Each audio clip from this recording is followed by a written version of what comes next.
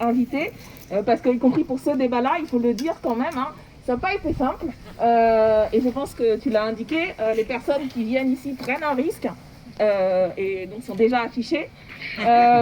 Donc c'est une marque de confiance qui a été faite vis-à-vis de nous et de la France Insoumise. Et donc merci vraiment à vous, y compris parce que pour moi, c'est l'esprit de la France Insoumise que de créer un mouvement où on n'est pas d'accord sur l'intégralité, mais on est d'accord sur l'essentiel. Et c'est cet essentiel qui fait la force de notre mouvement. On n'est pas d'accord sur l'intégralité, sur la virgule près, parce qu'y compris, on vient de traditions, de sensibilités, on a des trajectoires différentes, militantes ou non, mais on s'est retrouvés à un moment donné parce qu'on a compris qu'il fallait être ensemble pour avancer, pour gagner, pour être majoritaire. Et en faisant ça, en faisant ce chemin, il y a besoin, y compris, d'avoir des débats difficiles, pas de notre plein gré, y compris parce qu'on a eu des débats ces dernières années qui ont été imposés de l'extérieur, par la mobilisation sociale, par les luttes. Et à ce niveau-là, je tiens à saluer, parce que ça a été, je pense, pour beaucoup de militants, un moment de libération, y compris d'être dans ces mobilisations, notamment le 2 juin, et de pouvoir vivre le début, on espère le début d'une renaissance d'un mouvement antiraciste dans lequel on est heureux, content de militer parce qu'ils nous ressemblent tous et toutes. Il y a une jeunesse, il y a une force, il y a une radicalité, il y a une discipline incroyable sur les slogans. Donc c'est le mouvement qui nous a aussi fait évoluer, c'est aussi des débats et c'est aussi le fait qu'on a réussi à créer un mouvement où il y a tout ça, où il y a des gens qui viennent de toutes ces traditions-là. Et donc ça, je pense que c'est une force. On a eu des débats difficiles et je pense que je remercie aussi toutes les personnes qui sont intervenues, y compris celles qui sont intervenues en dissensus, parce que c'est ça qui fait le débat démocratique, pour pouvoir dire les choses. N'ayons pas peur de dire les choses. Moi, j'appelle ça l'effet Voldemort ou l'effet Candyman. C'est-à-dire qu'il y a cette idée que si on dit les choses, on les fait exister. Si on parle de race, avec des guillemets, les sociologues et les chercheurs ici pourront expliquer que le terme est un terme scientifique, on parle de race sociale, etc. C'est pas les théories, pour le coup, racialistes de hiérarchisation, mais c'est un terme de recherche, bref. Mais même dire le mot race ne fait pas exister le racisme. Le racisme existe. Pour mal nommer les choses, comme dirait l'autre, je ne sais plus lequel, c'est ajouter au malheur du monde. Moi, je suis d'une tradition marxiste, y compris, qui disait il faut comprendre le monde pour pouvoir le changer. On essaie de comprendre le monde pour pouvoir le changer. Et donc, il y a une exigence de clarté dans le débat de quoi on parle. Pourquoi est-ce que, y compris des termes qu'on débat dans la communauté scientifique, et on fait débat, mais en vérité, on n'a rien inventé. Les études sur ces questions-là datent de plus d'un siècle d'histoire. Sur les questions, les Black Studies, les Post-Colonial Studies. Je dis en anglais, ça peut en hérisser, mais en fait, il y a une tradition aujourd'hui centenaire de recherche, de débat et de polémique. Oui, il y a des polémiques, y compris sur des termes qu'on a l'impression de découvrir aujourd'hui en France, parce que je pense qu'on a été dans une cloche les 50 dernières années. On a oublié Fanon, on a oublié y compris une tradition française de la recherche, de personnes racisées, de grandes figures qu'on célèbre un peu superficiellement, mais sans jamais aller lire ce que dit Fanon sur l'aliénation mentale liée à la racialisation, etc. Des choses aujourd'hui qui feraient monter dans les crier, etc. Mais voilà, qui sont des outils qui ne sont pas une festichisation.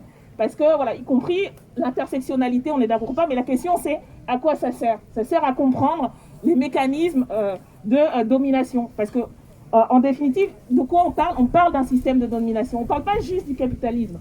Juste une petite anecdote en préparant un débat aux journées des jeunes insoumis sur les racismes et violences policières, j'avais relu un texte un article qui est paru dans l'idée d'un chercheur qui expliquait une des traditions bien françaises et pas une importation américaine du racisme institutionnel, c'est notamment dans la police, parce qu'en 1770, en fait, il a été créée la police des Noirs. Je ne vous parle même pas du code noir, parce que le code noir s'appliquait aux colonies, mais une police des Noirs qui a été créée parce que, à l'époque, depuis 1300 et quelques, il y a ce principe, cette règle que qui pose le pied sur le territoire en France est libre. Et ce qui faisait que pour les colons qui venaient dans l'Hexagone avec leurs esclaves, quand les esclaves arrivaient en France, ils devenaient libres.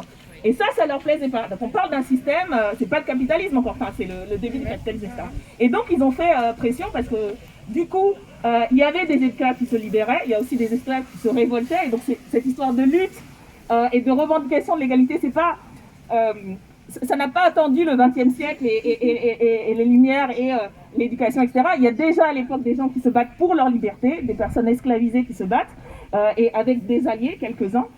Et donc, pour revenir aux colons, donc ils font pression pour qu'on mette en place une police des Noirs. C'est-à-dire, y compris, c'est à la fois les origines de l'institution policière et les origines racialisées et racialistes de cette police-là, avec des dépôts pour les Noirs, où on allait chercher, du coup, les esclaves qui n'avaient pas les bons papiers pour attester d'être libérés, et donc qui étaient renvoyés dans les colonies. Donc, rien que ça, c'est des choses dont on n'entend certainement pas parler sur les plateaux télé quand il y a eu tous ces débats-là, etc., tout d'un coup. Mais qui devrait nous interpeller, nous, en tant que militants politiques engagés dans les luttes d'émancipation, pour la clarté de ce dont on parle, pour mieux comprendre, y compris notre propre histoire. On pourrait aussi parler de tout le champ oublié des luttes d'émancipation et des questions des Outre-mer, où on a l'impression qu'on sait beaucoup plus de choses sur l'Amérique latine ou la Russie de tsar soviétique, etc., que de l'histoire des luttes d'émancipation d'Haïti, etc. Donc, il y a tout ce travail-là. Et moi, je pense qu'il est essentiel. Parce qu'y compris aujourd'hui, le débat public n'existe pas sur ces questions. Il y a un parasitage absolu. Et je vais finir là-dessus.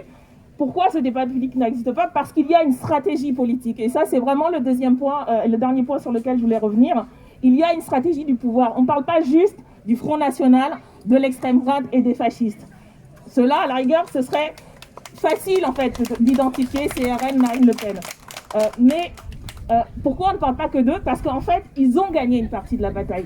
Ils ont gagné une partie de la bataille quand aujourd'hui on reprend sans ciller des théories de l'extrême droite comme le racisme anti-blanc, quand on reprend aujourd'hui à travers les réseaux sociaux où ils mènent des campagnes et ils imposent dans le débat public, dans le débat médiatique, et après BFM reprend ça en bloc et après on a des tribunes, leurs arguments et leur politique. Et ils l'ont gagné parce que la classe politique de droite extrême, puis de droite, puis y compris une partie d'une certaine gauche, et on sait d'où elle vient, le hollandisme, le valsisme, a accepté les termes du débat de l'extrême droite.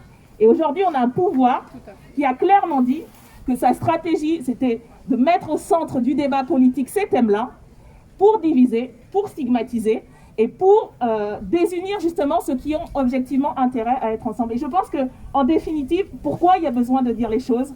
Pourquoi il y a besoin d'appeler Voldemort, Voldemort?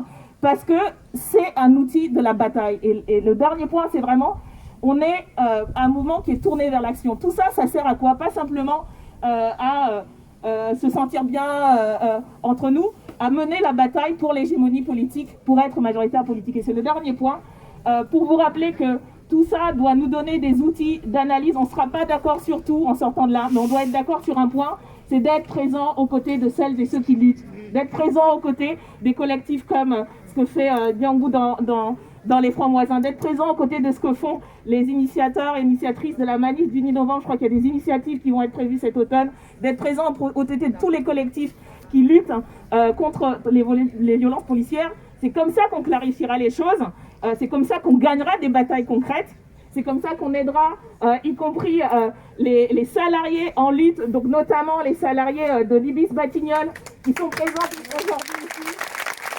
Les applaudir, c'est très bien. Il faut les applaudir, c'est un combat extraordinaire. Les applaudir, c'est comme pour les soignants, les applaudir c'est bien, les soutenir c'est mieux, y compris financièrement. Il y a une boîte de collecte faites passer, ils ont aussi sur internet une collecte internet. On n'a pas le temps du coup, mais on aura l'occasion de continuer avec ces débats. On affûte nos arguments, notre compréhension, y compris dans les équipes thématiques avec le travail qu'on essaie de faire justement collectivement. Mais encore une fois, tout ça, ça doit servir à notre objectif, je crois qu'il est commun à tous et toutes, d'être majoritaire et de faire vivre l'égalité des droits, les principes fondamentaux qui sont pour nous celles de l'émancipation collective et individuelle. Merci à tous et toutes.